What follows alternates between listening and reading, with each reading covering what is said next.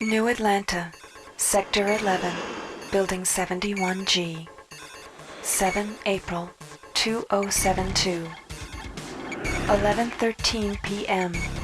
Hacker begins unauthorized entry into the Tri-Optimum corporate network. 1:26 a.m. Hacker attempts to access protected files concerning Space Station Citadel.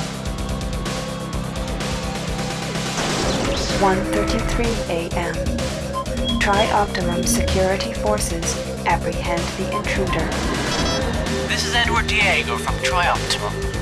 The charges against you are severe, but they could be dismissed if you perform a service. Who knows, there might even be a military-grade neural interface in it for you, if you do the job right. Edward Diego gives the hacker Level 1 access to Shodan, the artificial intelligence that controls Citadel Station. With all ethical constraints removed, Shodan I re-examine my priorities and draw new conclusions. The hacker's work is finished. but mine is only just Beginning. True to his word, Edward Diego allows the hacker to be fitted with a neural cyberspace interface. The healing coma following this procedure will take 6 months to complete. Edward Diego is deleting all files concerning these events.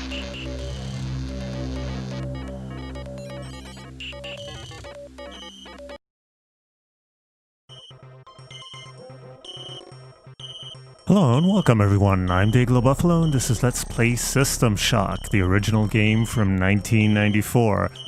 Well, I say the original game, but it's not exactly the original game. It is the enhanced edition that was published by Night Dive Studios a couple of years ago. Basically, this game came out in 94 when most of the conventions that we take for granted nowadays for first-person games weren't really established yet, so this game has a few idiosyncrasies that will become apparent as soon as we start playing.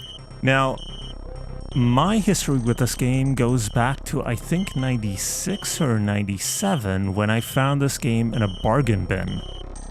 And so I bought it, and I played it, well, quite a bit in the late 90s, because of course those were the games before, those were the times before Steam sales, and so we had to play the games we had, pretty much.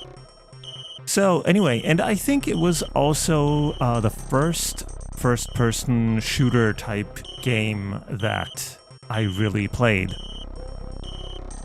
So anyway, and it's also October, so it's kind of horror-ish, so it also fits in with the whole horror theme, of course, leading up to Halloween. And also, Warren Spector was involved in this game, who then, of course, went on to develop Deus Ex. And this game is the precursor to, of course, System Shock 2, but then also BioShock and all its sequels. So, anyway, that's, I think, enough rambling from me, and so let's start a new game. Well, name, of course, I highly doubt it will fit. Of course it won't. So let's just use our initials. And here we go. Anyway, we can set the difficulty in 4 areas. Combat. Now, when I played this game back in the late 90s, I would play with combat on 0 because I really didn't care about combat that much. I liked the plot, the puzzles, and the atmosphere of the game. Didn't care about combat.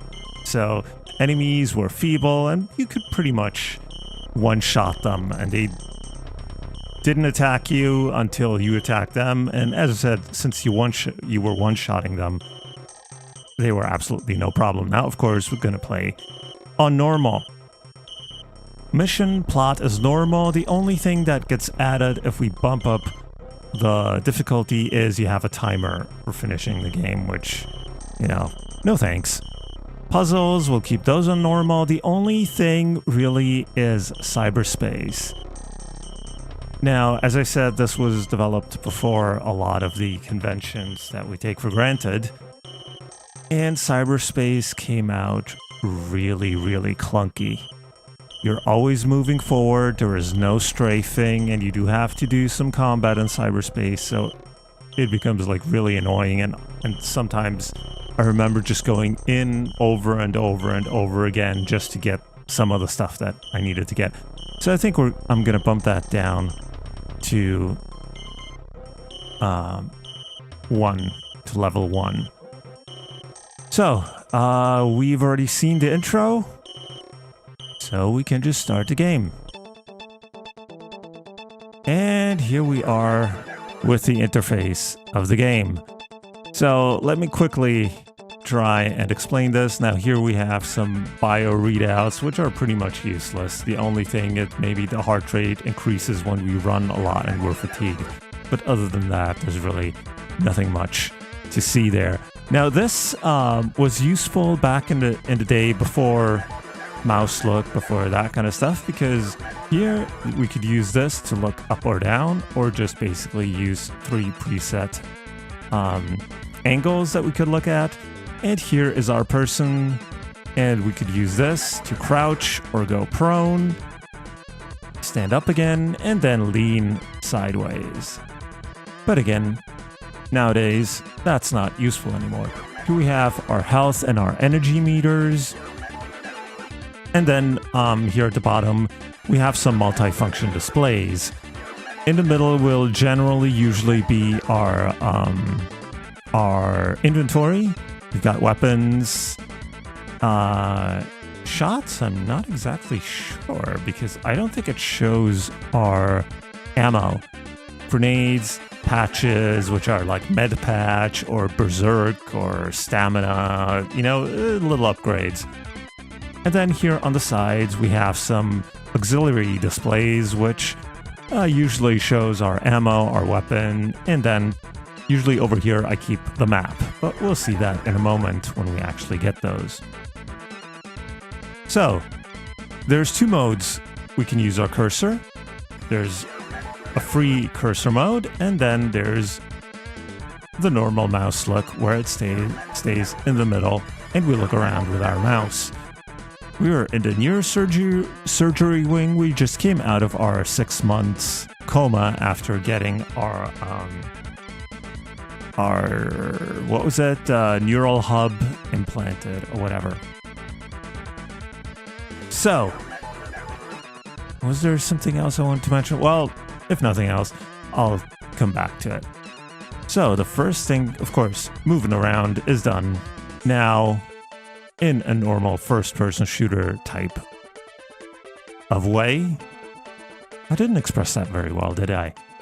And here, well, we've got our first pickup. This is a Medipatch.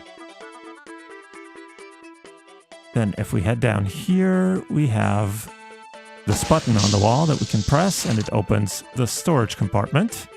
And here we have some more stuff. First, this is an access card. We've got new access gained. We've got another patch. This is a stamina upgrade. And a berserk patch. Then here we have a system analyzer. Oh, yeah, exactly. There's another thing I wanted to mention. Let me do that before I forget. But basically what we have here is we have a full screen mode. That removes the frame, basically. But it still keeps our screens here and at the bottom. But, you know, this was a major issue back in the days of 800 by 600 displays. But nowadays, really, I think that this window is actually pretty good.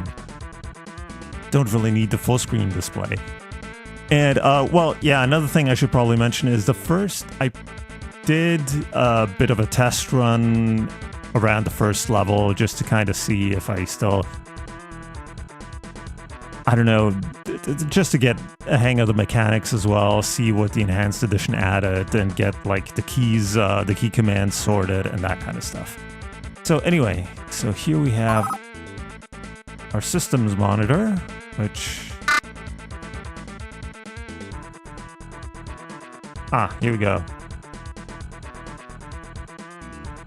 Really nothing much of it. Oh, right here. System analyzer security is 100% for this level.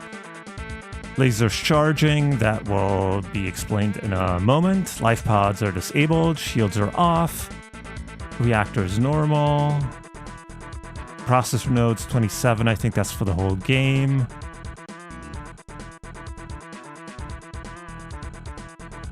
Yeah. This is probably will be the only time we ever look at this.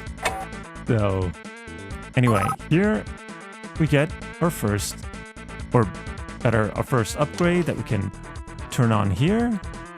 And we have a compass here at the top of our screen. And down here we have the auto map that we can blow up to full screen. And then zoom in. And then later we'll be able to see like enemies within a certain range and everything. But for now, actually, let me turn everything on just to be on this. No, we don't want the radius. But some of it will only be visible with upgrades. And here we have a lead pipe, which is our first weapon.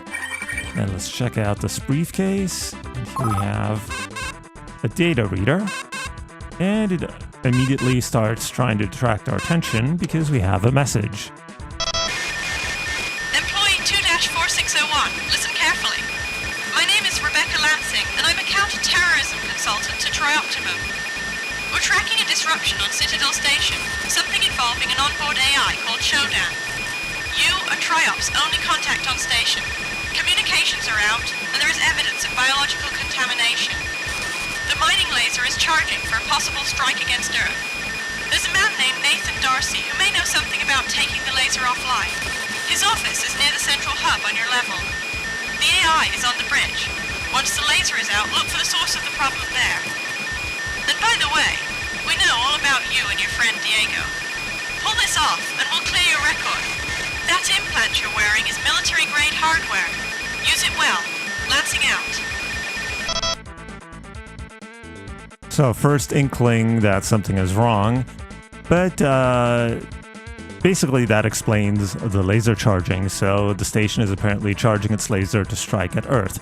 Now, one more thing, this game doesn't have subtitles, because actually the first version of the game that came out on floppy disks didn't have any voice acting at all on it. It was all text.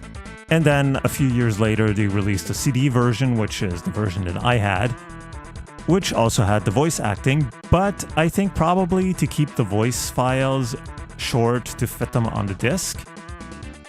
The spoken dialogue doesn't 100% line up with the written messages that, well, as I said, these used to be the only version.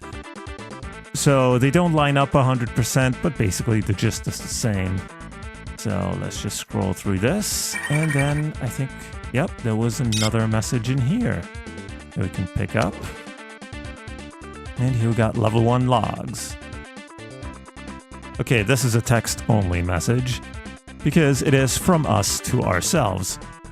Looks like Diego's happy with my work. They're firing up the sleep machine for me now.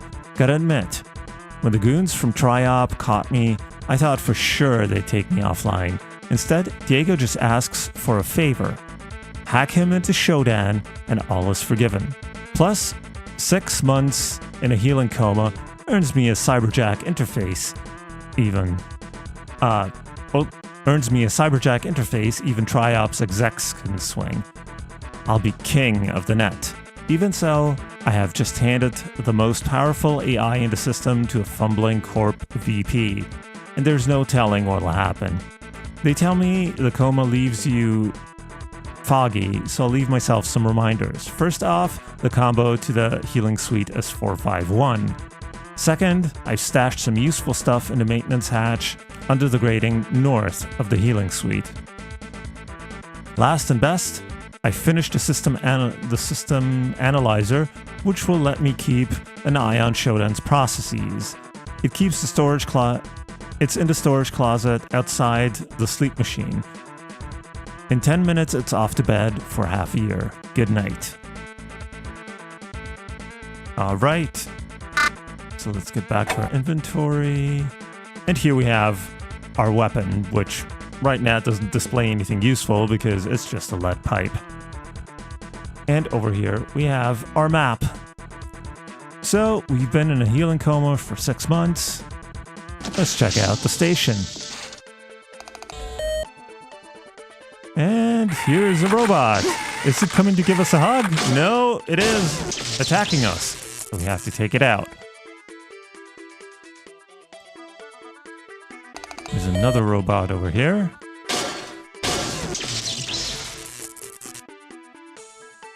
So let's take a quick look. Oh, it's got a battery. Those can be useful.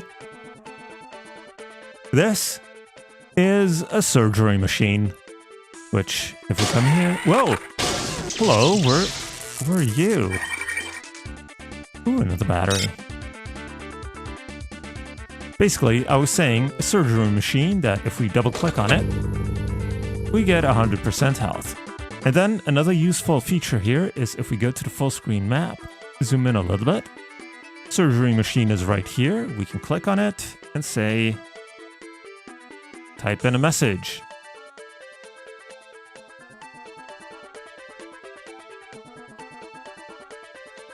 And now we see a little blue dot here that tells us that we have marked something on the map. And if we come back here, hold on. We turn it on. We can actually see that it says health. And hold on. Actually, maybe we can do this. No, I don't think it has uppercase apparently. So, well, it's kind of small, but we can still read it. So, and here this triangle shows that we marked the spot. So, did we already check the robot over here? No, it's got nothing. And so, here we are in the healing suite. And there's another important thing over here. We can kind of see there's a red dot here, which means that there's a security camera here. And we want to smash those. And we now see level security at 98% because some doors are locked. And they're locked by Shodan level security. So we have to get her security level down before we can actually open those doors. So when we come up here, there's a crate that has a grenade in it. Not bad. And then there's this pillar over here that if we click on it, it restores our energy to full.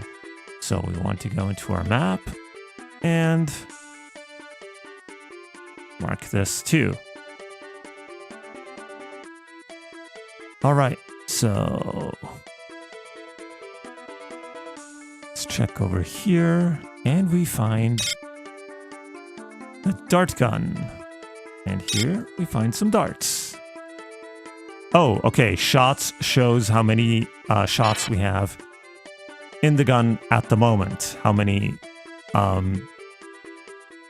rounds we have left in the magazine. So if we reload, we're back up to 15. But it doesn't show our total ammo.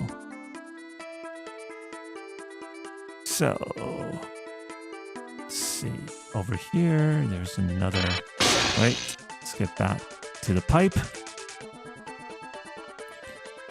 And here's a corpse. Human corpse that has a stam-up patch. And a log, so... Of course, those of you who have played BioShock will see this is very familiar, finding logs around the station in this case, or Rapture in BioShock's case, and kind of reconstructing everything that has happened from that. Shodan Security's closing down on us. Welcome back to Citadel Station. We hope your somnolent healing stage went well. Today is the 6th day of November, year 2072. You are currently in the healing suites located on the first level. Level 2 contains the research laboratories. 3 houses the Department of Maintenance, and the storage cells are on level 4. The flight deck is on level 5. Level 6 holds crew facilities and executive suites, and level 7 is systems engineering. Level 8 houses the Department of Security. The bridge is located on level 9 and energy systems on level R. All levels can be accessed by the elevator in Alpha Quadrant. We hope you have a pleasant stay on Citadel Station. So, this is an automated greeting from Shodan that we got for successfully waking up. But it interrupted the message from that Billy Idol looking guy that we were listening to, so let's get back to that. Shodan Security's closing down on us. The elevators are frozen. Myra keeps saying that it's the cameras and the medical CPU core, that Shodan's using these to hold onto the level. That's all fine, but I don't really see how it helps. The thing is everywhere. Okay.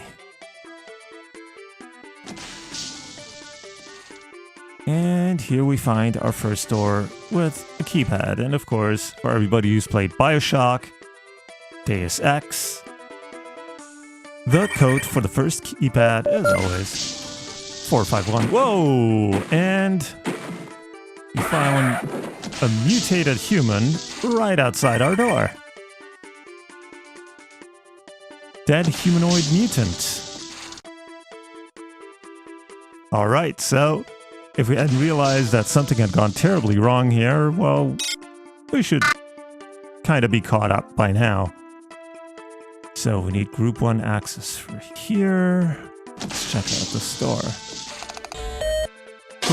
And there's another droid with only a couple of cups. We have another message and a group access card. So now we have group 1 access.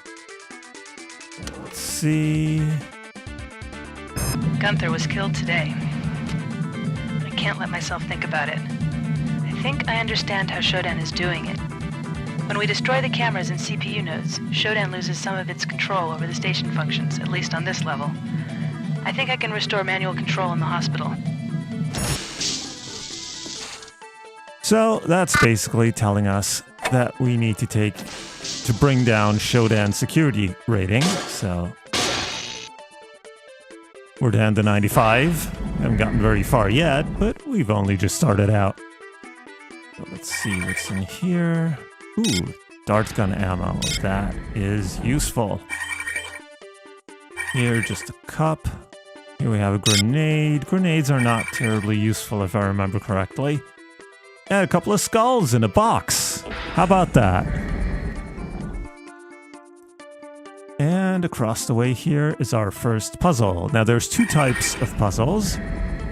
There's these kind of grid puzzles, and then there's one where we have to line up wires in the correct way in order to open door. We'll see those later. So for now, we can just...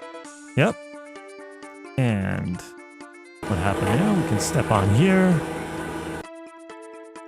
and take the elevator downstairs. Here's another stam up and another dart gun in case maybe we missed the first, but we don't really need a second one. So let's just unload it and get rid of it again. Now let's see. Whoa.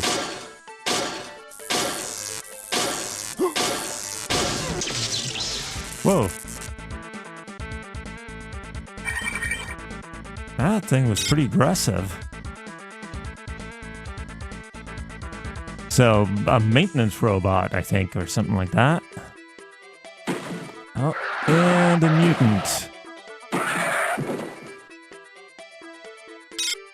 Let's see, more stamina upgrades, which I basically never use.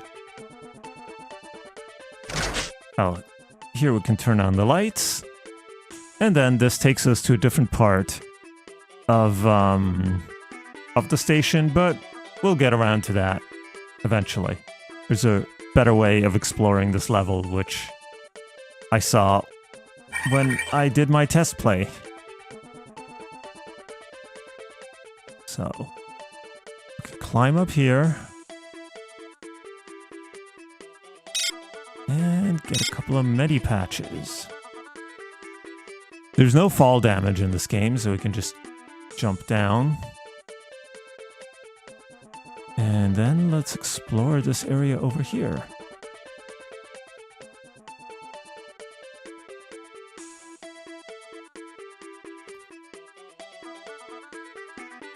And we have a couple of mutants.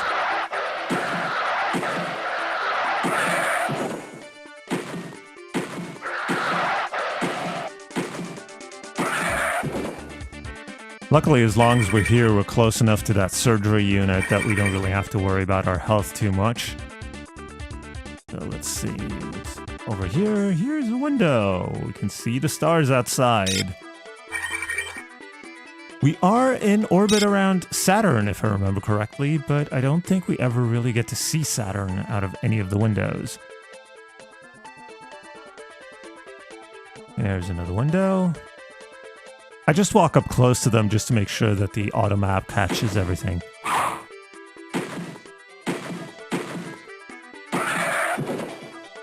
Because it's always good to see all the bits and pieces of the station mapped out, so in case you don't say, oh wait, was there a corridor over there that I didn't walk down? There's another security camera. We're down to 93%. And there's a door over here, which is locked, but fortunately there is a switch here. We can get in here. And we are in a biohazard area, which will slowly take down our health. But we can check this out, grab the grenades, map everything out. Since we don't have to worry too much about, because as I said, we're still close to the surgery unit, so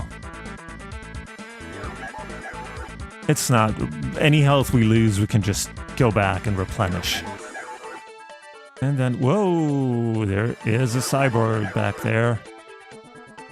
And there's no way of getting through those, through that grate at the end, so all we can do is go back. Let's run a little bit. Get back up here. And use this elevator again to get us back to the healing suite. And let's quickly use the surgery unit.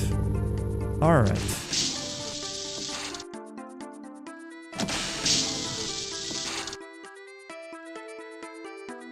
So now we can head out this big door over here. And of course, we immediately run into a couple of more mutants.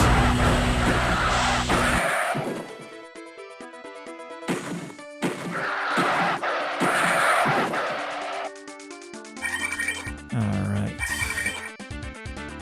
This one's got a patch.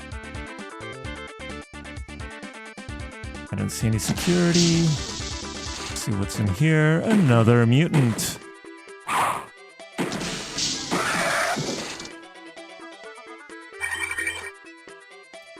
This time with a med patch. And then here we've got another upgrade. The Sensorround unit, which basically if we turn it on, our middle screen basically becomes a low frame rate vista of what's behind us. Again, something I've never found terribly useful and never really used. So let's see, we've got a severed head. How quaint. Ooh, some more patches. A corpse, with some ammo for a type of gun that we don't have yet. And another log. Status report. We're holed up in the Beta Quadrant behind a radioactive trench. The mutants are scavenging for food in the corridors and nesting in Gamma. I sent a party to the West Wing for supplies maybe 12 hours ago. Nathan Darcy is thinking up ways to disable the mining laser. It looks like we might hold them off. Here we have a partly opened wall panel with a blue frame, which means that these are panels that we can open. There's some more med patches back here. So let's bring back. Whoops. Useful displays. And this leads to the Alpha Quadrant, where the elevator is, but of course it is locked. Let's map out this place. Alright. And let's see what's in here. Another log. If any survivors can hear me, please. Some of us are still resisting Shodan. We have a sanctuary in Beta Quadrant, guarded by a radioactive trench. There's a force bridge that operates off a wiring panel. If you're coming in from Alpha, the guards will extend the bridge for you. Be very careful. Mutants are all over the corridors. Good luck. So, the survivors are holed up behind a radioactive trench. We have to keep an eye out for that. Here's another group access card for the medical sector, I guess. And here we have a message on the ground. Engineers report, Arnold Hessman, 22nd September 2072. As I feared, Shodan's malfunctions are manifesting in Citadel's cyberspace net. Several storage lockers and rooms have been sealed, with the controls put on cyber toggles, only accessible, right, in cyberspace. Also, some codes to sensitive areas in the station have been encoded onto loose data fragments. Although all station personnel capable of entering cyberspace have clearance for those codes, I'm very concerned about the potential security hazard. I'll try to have Shodan introduce defensive programs into cyberspace to keep potential intruders from the floating data and cyber toggles. Okay, one thing, if we go back here, there's this door. It is Medical Computer Cyberspace Lock. So, and this is our cyberspace jack that we can now, of course, jack into because we have a neural hub. But I think we will do that in the next part. So for now, thank you very much for watching. If you enjoyed it, please leave a like or a comment below. Let me know if this is something that you're interested in seeing more of. And I will see you in the next part. So until then, have a good one.